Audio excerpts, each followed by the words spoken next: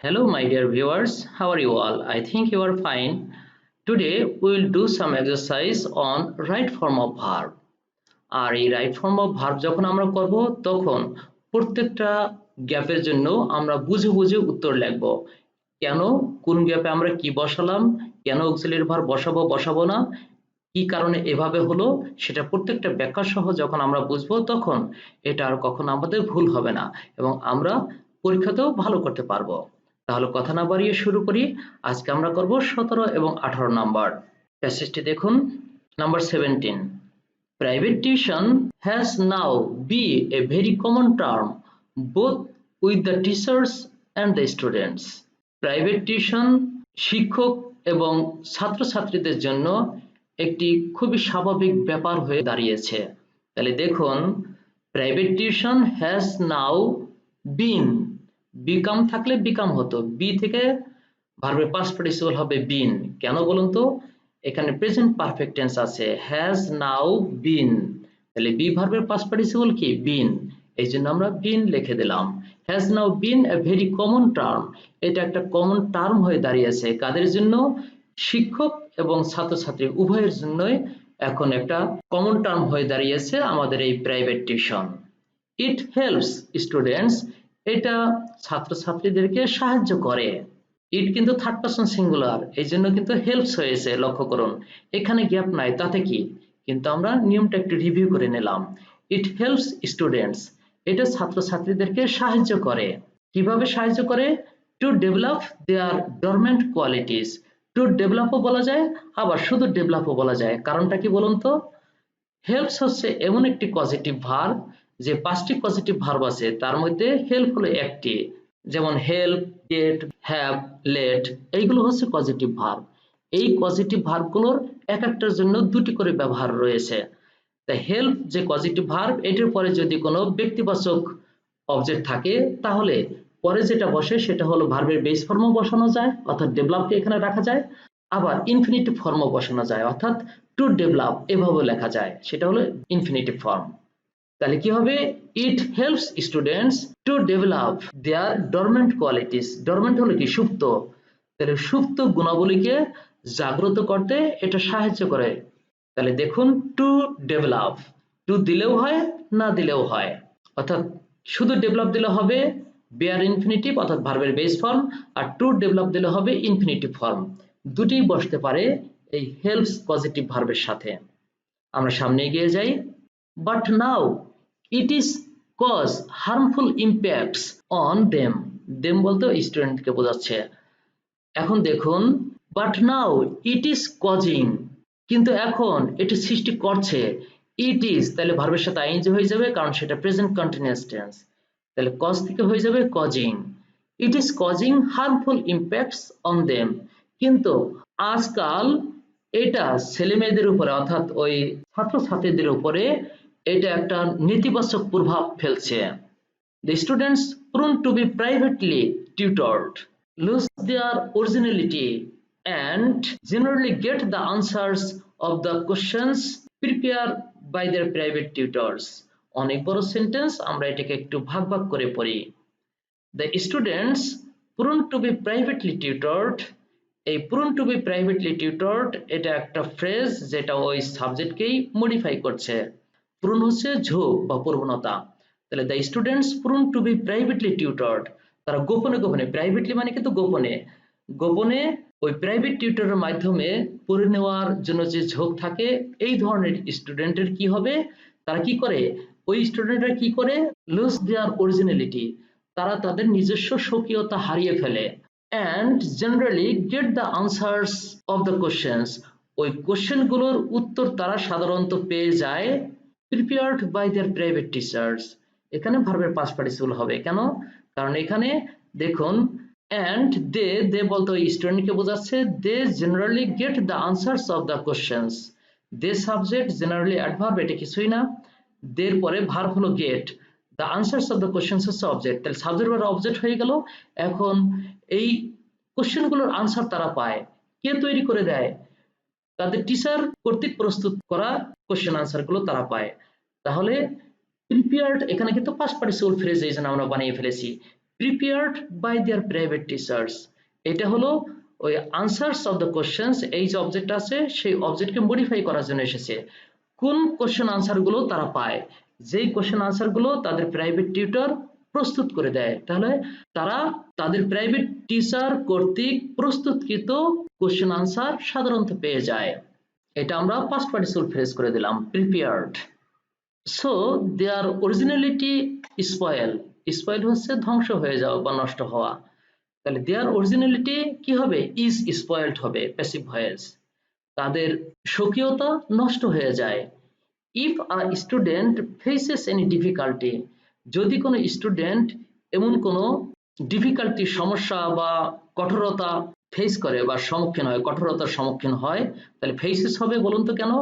কারণ if a student faces কেন হয়েছে?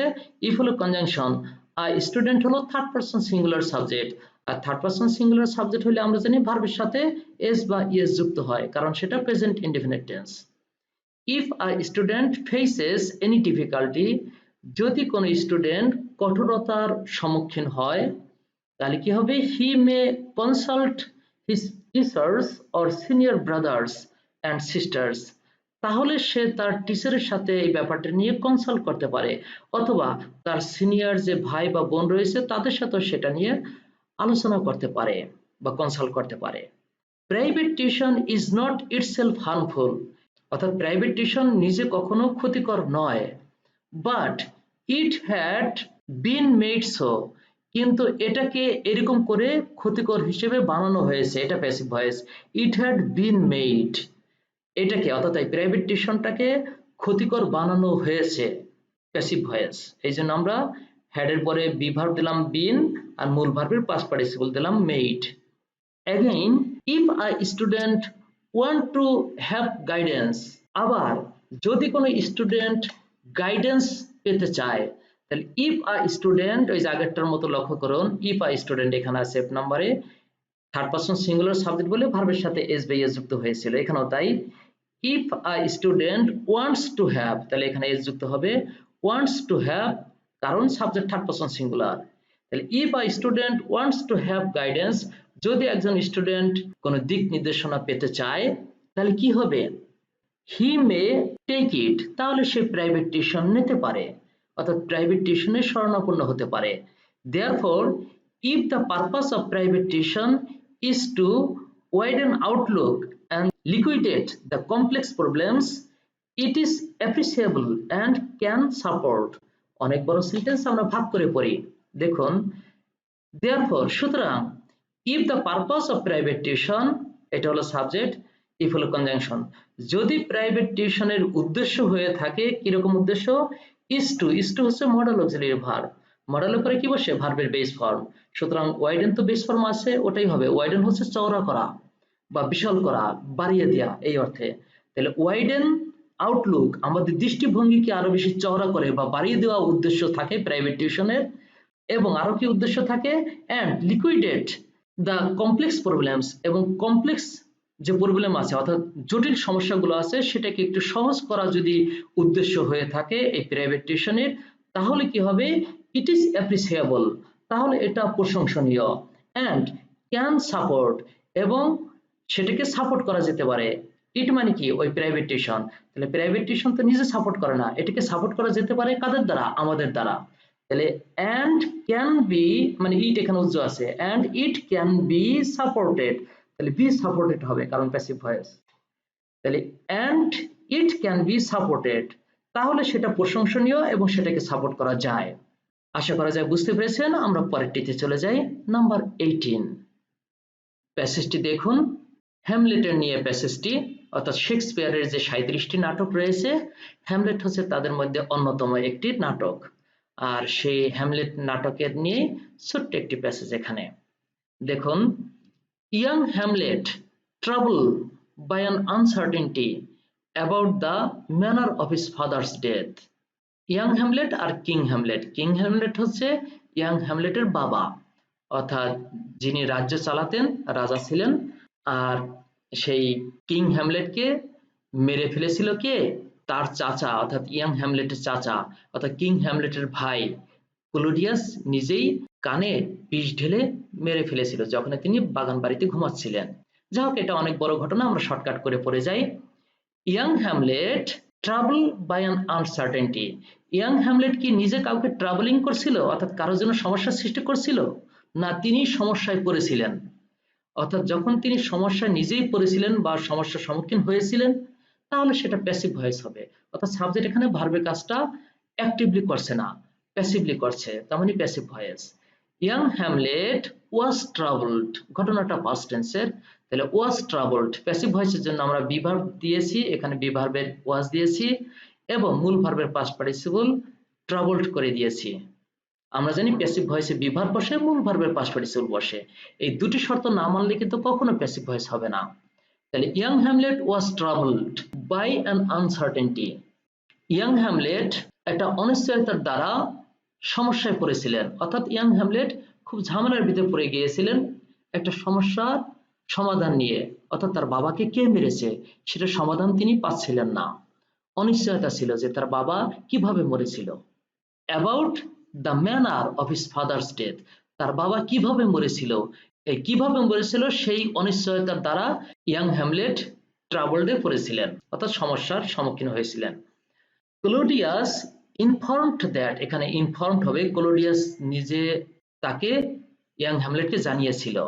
ক্লোডিয়াস হচ্ছে কিং হ্যামলেটের ভাই, অর্থাৎ ইয়াং হ্যামলেটের চাচা। তাহলে ক্লোডিয়াস ইনফর্মড দ্যাট, ইনফর্মড হবে, এটা অ্যাক্টিভ ভয়েস পাস্ট টেন্স। তাহলে ক্লোডিয়াস ইনফর্মড দ্যাট, ক্লোডিয়াস জানিয়েছিল যে a snake poison the king Hamlet, একটি সাপ কিং হ্যামলেটকে কামড়িয়েছিল, এরকম অর্থে। তাহলে দেখুন, ক্লোডিয়াস ইনফর্মড দ্যাট, দ্যাটের পরে কি হবে, দ্যাটের আগে আছে পাস্ট ইনডেফিনিট টেন্স, সুতরাং দ্যাটের পরে সাধারণত পাস্ট পারফেক্ট টেন্স হবে।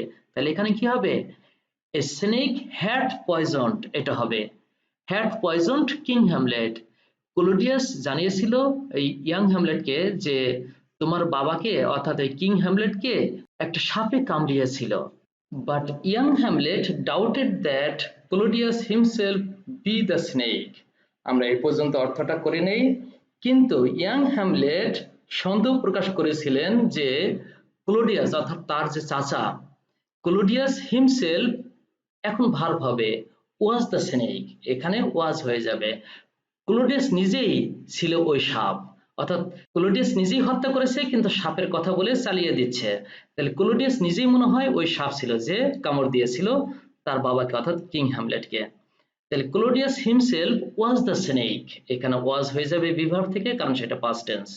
And had murdered him for crown, এবং মুকুটের জন্য, রাজপ্রাসাদের মুকুটের জন্য কিন্তু তিনি তাকে মার্ডার করেছিলেন। And had murdered him for crown, had murdered ভার্বের পাস্ট পার্টিসিপল হবে কারণ পাস্ট পারফেক্ট টেন্স, এবং ওই রাজ মুকুটের জন্য তাকে মেরেছিলেন, অর্থাৎ কিং হ্যামলেটকে মেরেছিলেন ওই ক্লোডিয়াস, অর্থাৎ তার চাচা, ইয়াং হ্যামলেটের চাচা। While his mind, confused by these doubts and anxieties, words come to him that for these nights the ghost of the dead king had seen by soldiers on was upon the platform before the palace. অনেক বড় sentence, আমরা ভাগ করে পড়ি।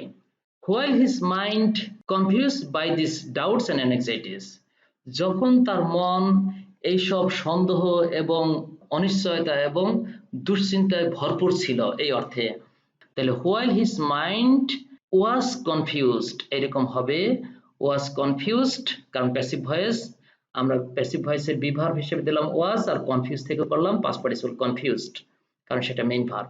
তাহলে was confused by these doubts and anxieties, যখন তার মন এইসব অনিশ্চয়তা এবং দুশ্চিন্তায় ভরপুর ছিল, words come to him, তাহলে এখানে past tense হবে words came to him, কিছু কথা তার কাছে আসলো।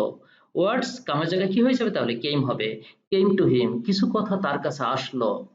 that for 3 nights the ghost of the king had been seen by soldiers, অর্থাৎ ওই মৃত রাজার ভূত 3 রাত ধরে ওই সোলজারদের দ্বারা দেখা যাচ্ছে, অর্থাৎ সোলজাররা দেখছে। তাহলে had been seen passive voice হবে, এই জন্য আমরা বি ভার্ব হিসেবে বিন বসিয়ে দিলাম আর মূল ভার্বের পাস্ট পার্টিসিপল সিন বসিয়ে দিলাম। হ্যাড বিন সিন দেখা যাচ্ছে কাদের দ্বারা, সৈনিকদের দ্বারা, বাই সোলজার্স অন ওয়াচ, তারা যে পাহারা দিচ্ছিল সেই পাহারার সময় তারা দেখেছে upon the platform before the palace, এখানে প্যালেস হবে, ওই রাজপ্রাসাদের সামনে প্ল্যাটফর্মে যারা পাহারা দিচ্ছিল তারা ওই ভূত দিন রাত ধরে দেখছিল।